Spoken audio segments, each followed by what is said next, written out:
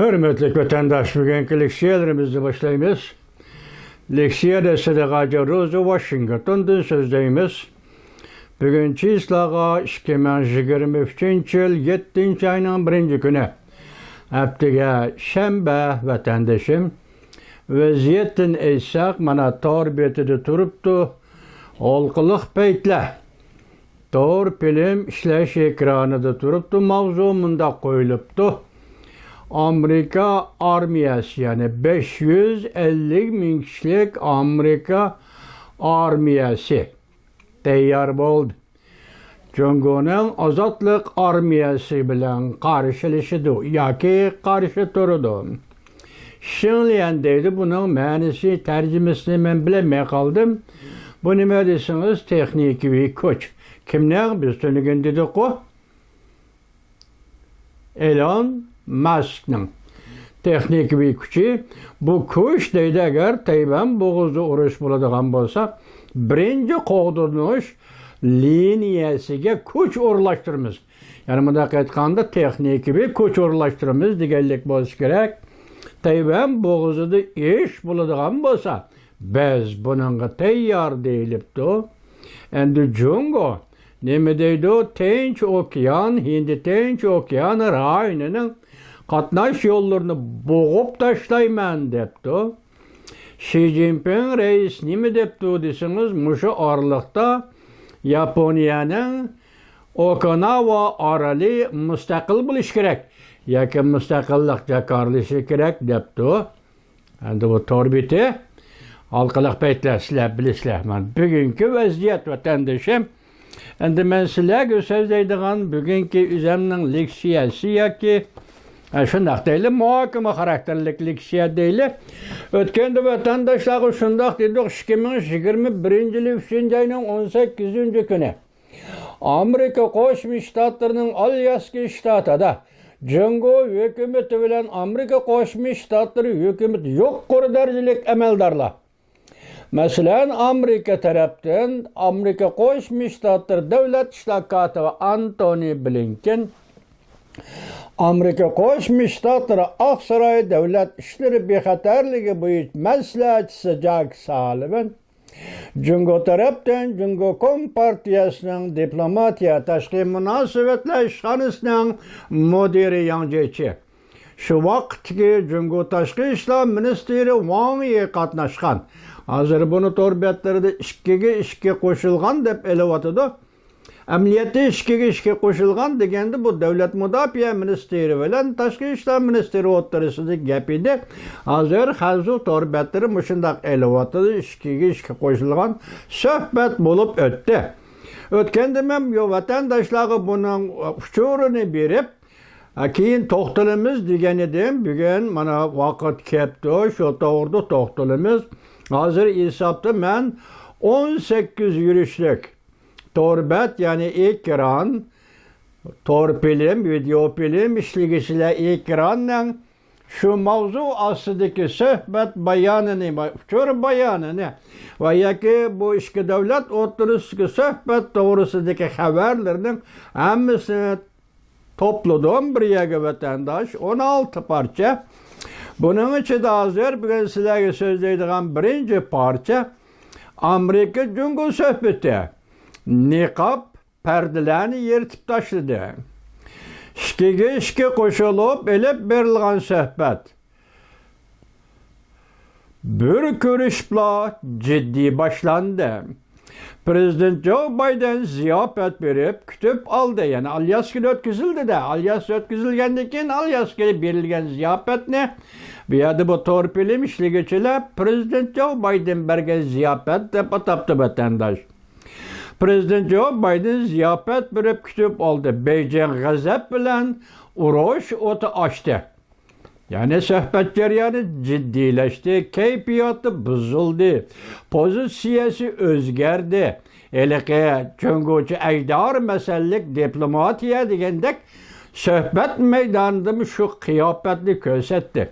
Men tuyuksuz kögen çeğimde hakikaten Jungo diplomatları da diplomatlara has özünü tutuveliş, karşı tarafki ahlak bilen yoki ramka bir xil kayfiyat ichida muomala qilish degandek qoida nizomlarni bilib ketgidek emaskanda qaraganda Jungo hukumatining yoki diplomatiya sohasidagi kadrlarining amaldorlarining sabosi diplomatiya soruniga muvofiq emaskan vatandosh. Men tunji qatim ko'rdim buni. Bu musha xabarni bergan o'rin hal qilg'uch paytlar 2021-yil 3-oyning 19-kuni yutib.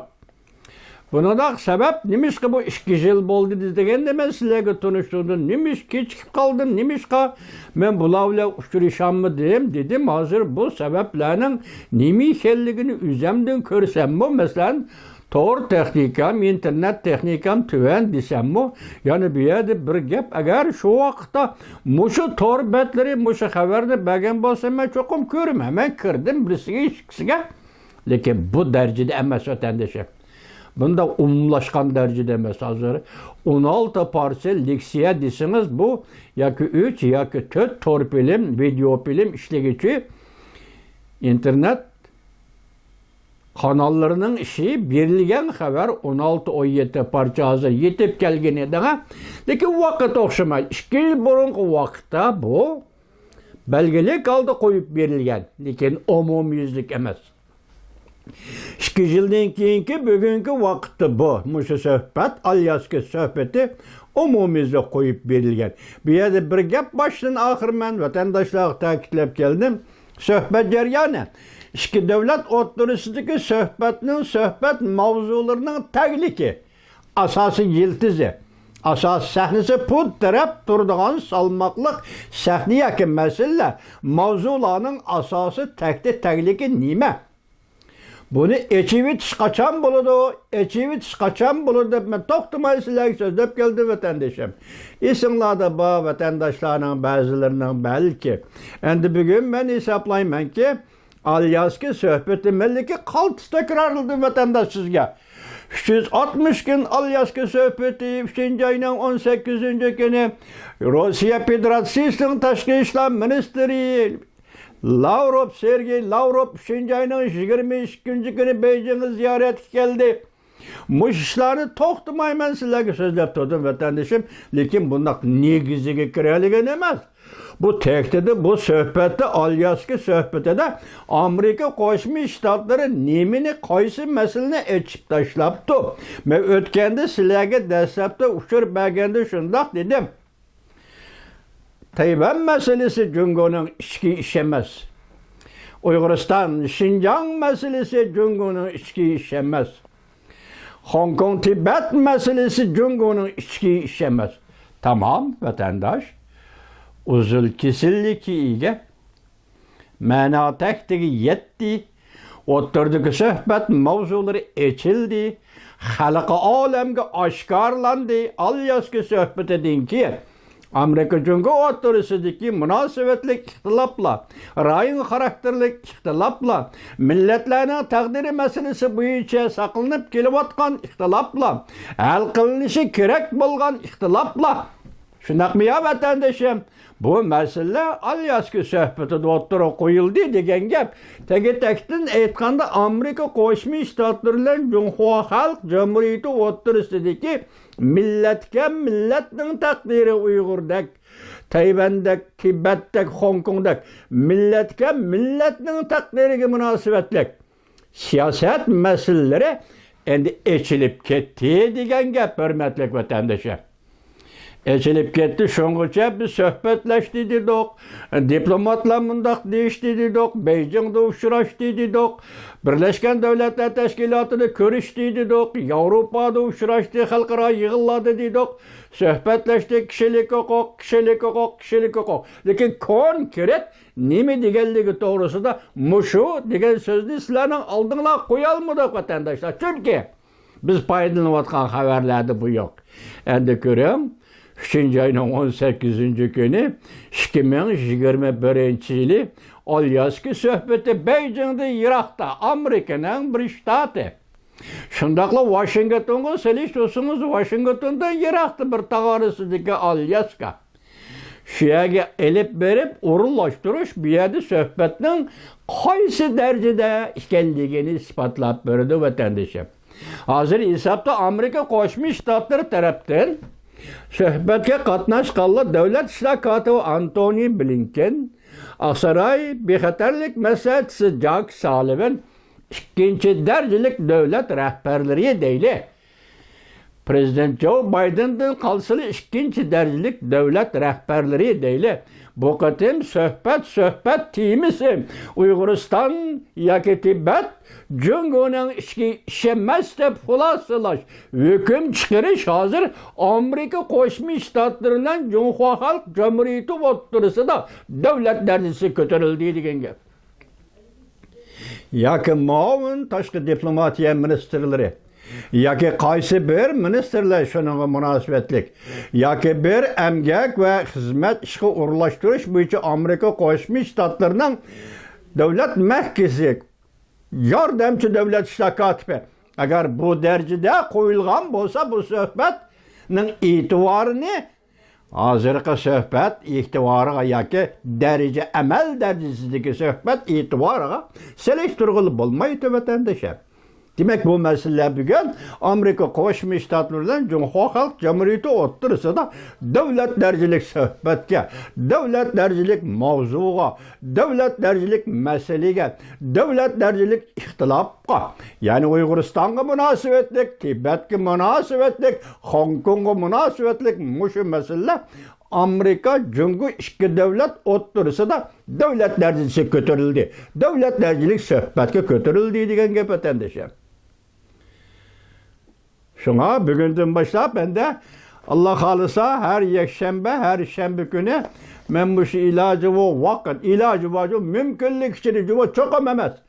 Bu 16 parça leksiyonu tekrar kayta bir tekrar okusun meyli.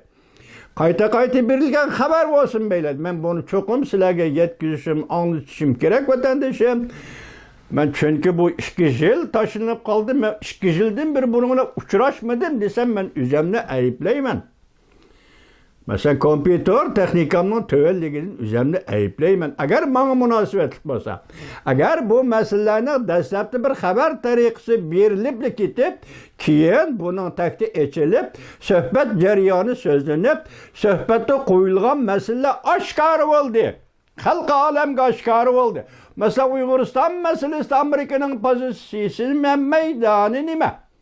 Bugün bu oshkor bo'lgan ekan Amerika Qo'shma Shtatlari Uyg'uriston to'g'risida qanday siyosat belgilaydi degan intayin halqiliq, intayin zo'r mazmun va nihoyatda keng doirlik, cho'nqurlikni o'ziga olgan bir masala. Ya'ni Uyg'urning taqdirini Amerika Qo'shma Shtatlari qanday belgilaydi degan masala kun tartibga keldi degan gap vatandosh.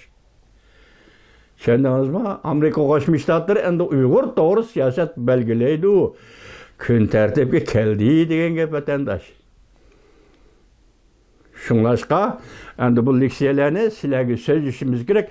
Bugun men bu sizlarga so'zlaydigan leksiyada haliqi maqoli shaklli emas. Maqoli shaklli kelgan bo'lsa, jumlalar bir-biriga bog'lanishlik bo'ladi. Söz ibarlar bir-biriga qarashlik bo'ladi. Lekin men buni biri ekrandan aldım, biri mush ekranda so'zlayotgan diktorning ovozidan aldım, biri qisqa qo'yilgan mavzulardan aldım. Şuna mavzular ara, söz ibarlar ara, bağlanış bulmay qalsa vatandaşım buna faqat şu material tercüme qilish jarayonidagi ish yoki ekrandagi ish, televizordagi ish deb tushunishingizni umid qilaman. Endi ikkinchi bo'lib bu leksiyani sizga yana boshlayman, ikkinchi qismini vatandaşım.